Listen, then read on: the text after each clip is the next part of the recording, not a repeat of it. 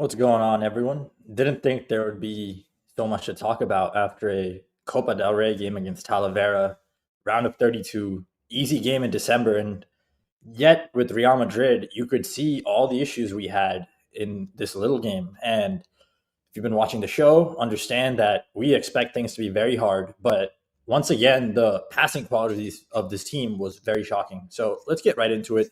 Just a quick reaction to the starting lineup. So everyone's wondering, why does Kylian Mbappe have to play? I think if you look at the stats this season and the fact that most of our goals are coming from him, it's pretty obvious that he needs to start. But regardless, it is a relatively young lineup. It's not four Castilla guys or anything, but David Jimenez gets a start at right back. Dean Huijsen's back in the lineup, which is always good news. Alvaro Carreras playing center back, not so ideal as we've seen before. And the front six is like very attacking because it's a Copa del Rey game. I think Alonso felt that he could kind of throw on a lot of attackers at the same time. So you get Endrick, Gonzalo, Mbappe, and Franco on the pitch at the same time. And then you get Arda and Ceballos in midfield. Arda struggled deeper. So there's no like destroyer. There's no defensive minded player. No Fede Valverde, no Bellingham, no Camavinga, no Chouameni. So that's our starting lineup. I thought maybe you try to get an early one and take Mbappe off, but as the game unfolds, we see why that's not obvious. So the first 25 minutes, I thought the issue became really obvious. We still can't like pass out of any sort of pressure. And so even teams playing in a deeper block can kind of force us to the angles they want. But we're playing an easy team that doesn't have too much quality. So to cede them the ball would also be silly. So the first thing we were trying to do is play a high line, but we're doing a high line without press resistance, without press resistant quality.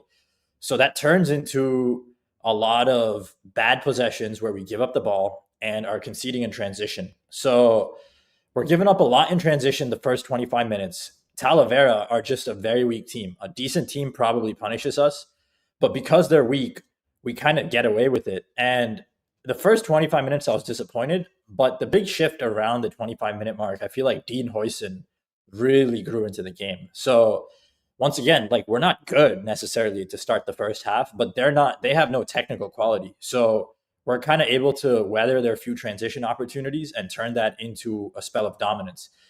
Then we saw a lot of wasted chances for the last 20 minutes of the half.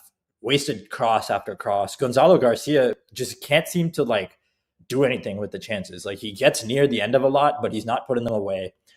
And it kind of answered the question as to why Mbappe started, I want to say, because what we start doing is we play Arda Güler in his role from earlier in the season, where we are kind of playing set plays in open play, if that makes sense, where we kind of set up where we know who's going to be released by Arda from a certain situation. And we get Arda the ball with space and time. And it's not obvious that player is going to get released because it's a very hard pass to make, but Arda can kind of deliver it. So we were running these Arda set plays and he was crossing it pretty well. I will give it to him. His ball striking and set piece specialty is incredible when Trent is gone. Like crosses, corners, the delivery was good. And the truth is, today we kind of needed that because he was putting the ball pinpoint at the feet of attackers in the box. That's where some of the danger was coming from. It wasn't all from combination play. So yeah, we see Arda go to his role from earlier in the season, and we saw tons of wasted chances, which proved why Mbappe had to start. And the other main thing I noticed was Endrick's movement. Gonzalo was struggling, but Endrick from early on looked really dangerous. He was playing these incredible Trivela passes. Really just occupying the right half space that we asked Kylian Mbappe to occupy a lot. And I just feel a little safer technically with him than Gonzalo. Gonzalo feels like a tall body that knows how to occupy the spaces of a nine. Endrick is obviously not a nine. He's too short, but I just feel like he's going to do more with the ball sometimes when it lands to him. His movement's a little more dynamic. He's a winger. He can run in behind. He's faster. He made an incredible Trivela pass to Mbappe for Mbappe's first chance tonight. So you put all that together, and the main takeaways that we've had for this team all season just come back this game. Like, we need more press resistant quality. We need more Endrick. Why are you playing Gonzalo Garcia? Quick note on David Jimenez, because he was receiving a lot of switches of play from Mbappe, even Goulet. Every time he brought it down with his first touch, looked really solid. So I don't have too much to complain in terms of Jimenez, but defense is something we could talk about. So the struggles of without passing quality on this team become more obvious in the second half when they need to manage the game. We're up 2-0. We get a penalty and we finally look like we have a breather. And that's when Jude and Chouameni actually end up coming on later in the game in order to help us close it out. Because essentially, without passing quality, this team has not defended consistently to win high level games since Zidane, like 2019-20. Zidane, and we had passing quality that was baked into how we defend when Zidane was here. So if you can't defend with the ball, which we just cannot do right now, I don't care what you want to say. If we choose to defend with the ball, what happens is we end up getting forced back towards our box a lot, which is kind of what happened this game, second half. And without the ball, this was a very offensive lineup. It wasn't designed to defend without the ball. You had Frank Garcia playing. So first it's 2-1 because Frank Garcia is kind of playing up too high. I don't know if Jimenez is at fault for that goal. Looking back, because the ball does go run all the way across goal, but we give up one. It's 2-1. Chouameni and Bellingham are on to try and close out the game. And it's really funny because Jude comes on, and before it becomes 3-1, he really starts shining as a lead playmaker again. It's like he gives the team what it needs, side-to-side passing, some brave possessions, bringing it out of the back. And it finally settles the game down enough for Mbappe to go take a crazy long shot. So that was amazing. But then Jude goes and takes an unnecessary turn out of our half, gives up a free kick. We give up a goal, 3-2. And the scariest part of that game was the ending there, where we had no way of defending if we're not playing offense. And Lunin has to make a crazy save. So all things considered, bitter taste. A lot of people upset, and I'm going to go through some of the reactions now in the comments, talk to you guys, take your questions to close out. So that was embarrassing, John Chapenya says. It definitely was. And he says, barely surviving against a team that Castilla beat. Oh my God, that is crazy. That should tell you how much this team is in like survival mode right now, because I just think without Trent, who can instantly teleport it to the other half and make it 4-2 and 5-2, with Goulet struggling in duels, so we can't like play a solid defense with him sometimes. It's really hard to control the game, guys. We can't keep the ball against the press. We don't have a defensive Galactico team. Like we've seen how the season played out when we tried going defense first. We had locker room issues. So it's really tricky, honestly. Like I believe we have to control games with offense. You add an offensive profile, it works. Or everyone has to commit better defensively. And again, if you're playing your offensive profiles in a small game and they can't defend, it is very disappointing. And once again, a controlling player changes a lot. Maybe we get 2 goals instead of like sitting in our half. One thing that stood out was how poorly we looked trying to keep defensive possession in the second half. Even some of the phases of the first half of the first 15 games of the season where it felt like we were able to do that, we couldn't really do it. And it was interesting that we couldn't even decently press a third division team. I will say in general with pressing, I do consider pressing in the manner we want with Jabi, like where you're boxing the other team. It's always going to have some challenges, but yes, considering where we came from Marseille, where we made them give up like 14 turnovers in zone 14 or something in their half, 14 high turnovers or something most of the season. The contrast to this game was very, very shocking. We got scammed by Bournemouth, one guy says. Dean knows nothing about defending. Listen, he is an incredible playmaker, but he has a long way to go as a defender. I think it's not Bournemouth, but it's Iraola. He does something to some of his players. Like, look at Frank Garcia. Frank Garcia is like nothing like what Iraola sold. Liverpool are finding that out with Kirkes. Do not buy left backs from Iraola. I don't think Dean has been as bad as people say. There's no question that sometimes him and Carreras make weird decisions, especially Dean in possession.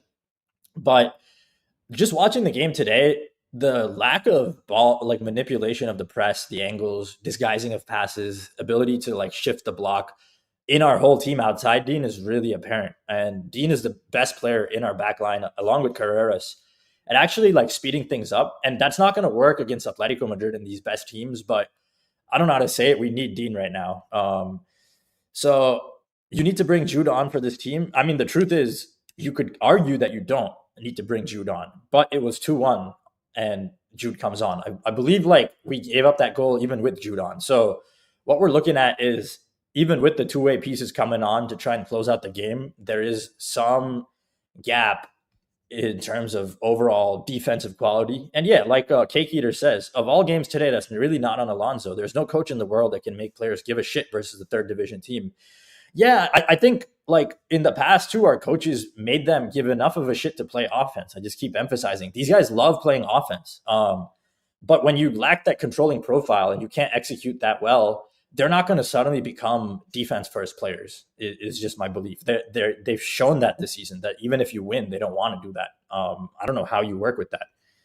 Play Mbappe for a full game. That was a big question for a lot of people. I mean, he scored 2 goals. He made it 3-2. Like, I don't know what people are saying. Nobody else can score. Gonzalo Garcia can't score. Arda Güler is the passer. Vinny was rested for this game. Rodrigo came on later, but if you're not playing Rodrigo, Jude, and Vinny, all three of them, you may not have goals in your lineup. We've seen this going back years. Like when we had passing quality, we would overwhelm the other team and Joselu would come on. But some of those guys are gone now. So the only guy who's shooting reliably on this team is Mbappe.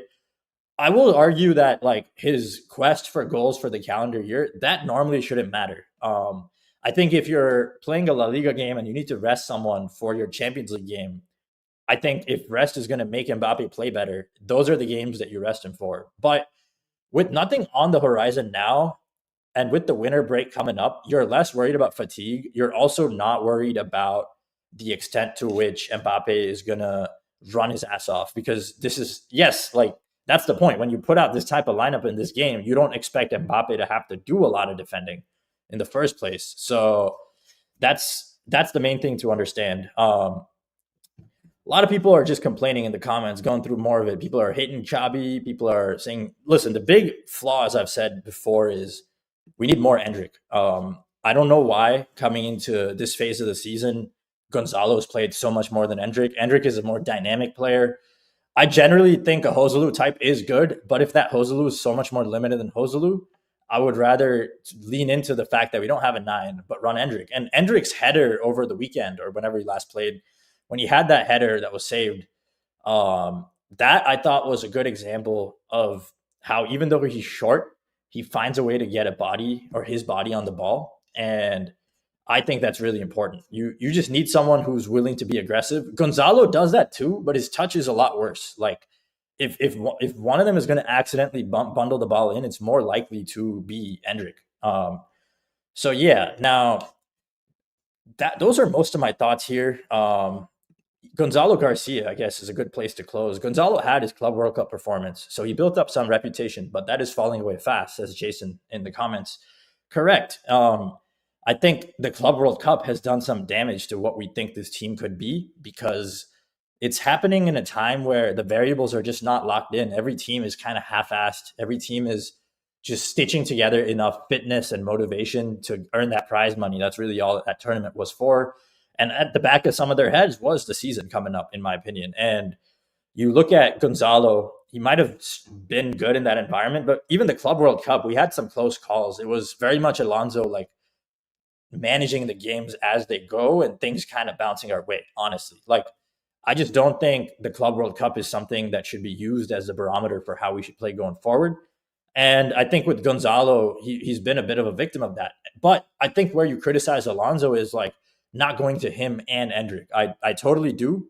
And that's where I'm so curious about the locker room dynamics because Endrick is Juni Calafat client, if I'm not wrong. So Juni is someone who backs Endrick, Rodrigo, Vinny, Fede Valverde, and all those guys. So is it where Vinny and Rodrigo like want minutes so much that Jabi then can't afford to give any to Endrick? I don't know what's going on. I'm not trying to make excuses for him. I'm just saying when you're not inside the club, sometimes you don't know what's happening. And this Endrick decision is one of the most bizarre ones.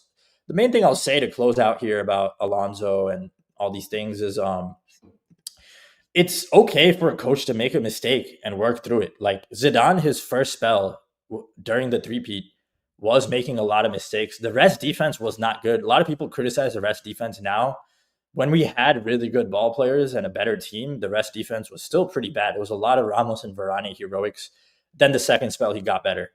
I operate off the general belief of respecting our club legends. You need to like the number of guys who have played here and also understand that there are things we do uniquely here that aren't done anywhere else. It's a really small number. guys who have played next to superstars and seen how their lack of defending hurts us, very small number. Zidane and Alonso are two of the only guys who can coach that way. Arbeloa is not. Arbeloa and Raul, I don't believe they will be anywhere near the caliber of coach because they weren't midfielders. Midfielders view the game a lot more dynamically generally. Like Carlo was a midfielder, Zidane's a midfielder, Alonso's a midfielder. So I'm more focused on the parallels he has with some of these ex-club, these like Zidane, basically the ex-midfield stars who understand how the game is played. And he wasn't a star the way Zidane was, no question. But the amount of disrespect to him, I don't understand. Like he's a human being. We don't have that many options, and there's no other Carlo Ancelotti out there. I think that's the funniest thing. Like there is no Carlo Ancelotti out there. So yeah, Jason Blast says, "Thank you for doing React to even this low level game.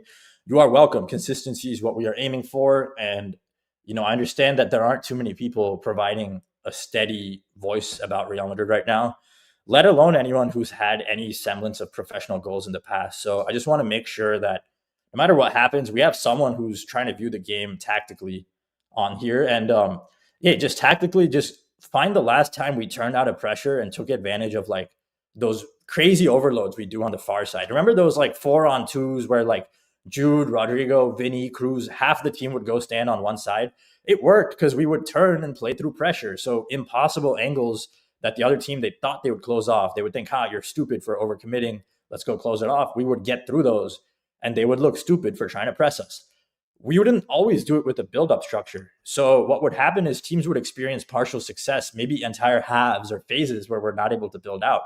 But because we had those players, the manner in which we escaped would be very unpredictable. So when we escaped, we would always do so with a qualitative and quantitative or some sort of advantage. That's gone now. When you see the qualitative advantage or quantitative advantage, the space disappears before the pass is played, unless Goulet is already facing there, or Trent when he was playing. Trent has a way of doing it from right back, but he's out 2 months. So, just go back through our old shows, guys. The writing's been on the wall. We really don't look good against anyone because we lost the conductors that gave us agency. So, yeah, that's what I'm going to say. I still support Alonso. Is the last thing. I'm a big fan of Javi, and I think he has made some mistakes. I think he's also received pushback from the players and not been backed sufficiently by Florentino. I think Florentino's head is somewhere else sometimes. And these reports coming out about each game, they do kind of bother me because Alaves was a bad performance. This was a bad, like very mediocre performance, pretty bad relative to opposition. I don't expect that much better against Sevilla. The only good news is it's the last game of the season. So last game of the season means good things. Of the calendar year. So it means that they're going to kind of lock in more. I would like to think they all put it together for the last game of the calendar year, make it to Arabia, and then let the team's shortcomings expose themselves when they try, is what I would hope. I hope they expose themselves in a way where Florentino takes accountability. That would be the main thing I would say. If he can take accountability and not try to use this moment to find a reason to deflect it onto the coach, I think we will be in a better spot as a club. Jason says, I'm not Javi out, but he really struggles to have any impact from his subs. That's a consistent failure I can only put on him. I agree, but I would just say it's a mix of him and the dynamics. Like previous seasons, even if we played badly for an entire half, the exhaustion of containing Cruz and Modric or just Cruz would catch up to the other team. It's so, like, we've seen this even before Javi took over under Carlo. The whole, like, we haven't been able to shift the momentum of games without suddenly playing crazy defense. And again, when Modric was dribbling through 4 PSG guys when he had to come back 2022. Now we're in a state where there is no Modric. And like Cake Eater says, you can tell he can't sub out certain players. I agree. He can't offend certain players. And I think the worst thing is, like, within all that, it's fallen where he has to leave Kylian on because Kylian's the only one who's shooting. But just to go back to everything, the Endrick experiment has begun. Like, coaches are allowed to make mistakes in my eyes. Like, they're paid millions, but you don't want to be in a place where you're paying millions because you hired the wrong coach. You'd rather let the coach figure it out. Like, and fundamentally, coaches have a lot less impact on teams than players. That's proven mathematically. Like, the coaches are a tiny multiplier effect on top of the team, which is the players are mostly deciding your floor and ceiling in most situations. So I think that's something where I was definitely too harsh on Ancelotti last season. I think that's where I'm going to end. I do owe an apology to Carlo. I was way too harsh. No matter what he did, I like said way too much about his lack of sophistication.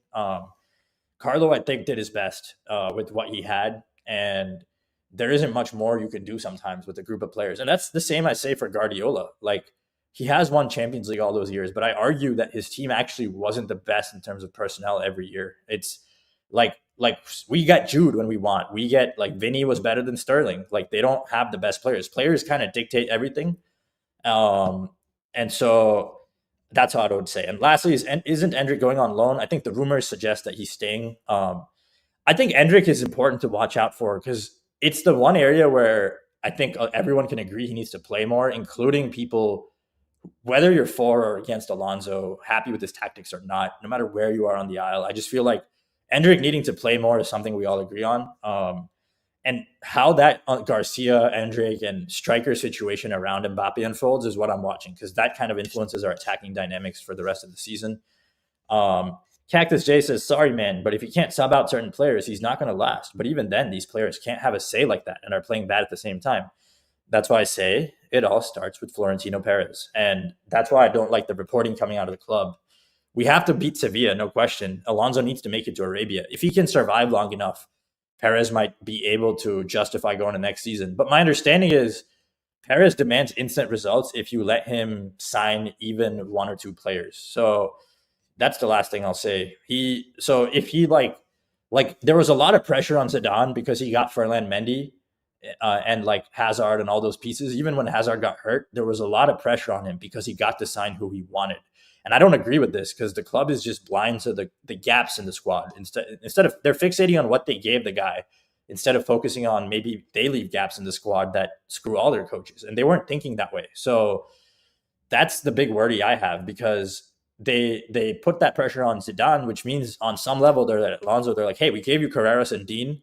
Go do something with them. Like, go win something. And I largely agree with that mindset if they then back the coach. But there's a very clear line of thinking and that I'm seeing from the club that Perez has told Alonso when he can play Vinny or bench him. It does feel like there's a conversation.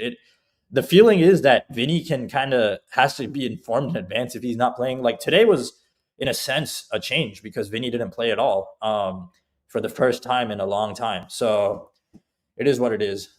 It's a complex situation. Listen, everyone, I'm going to close out here. Thank you all for tuning in.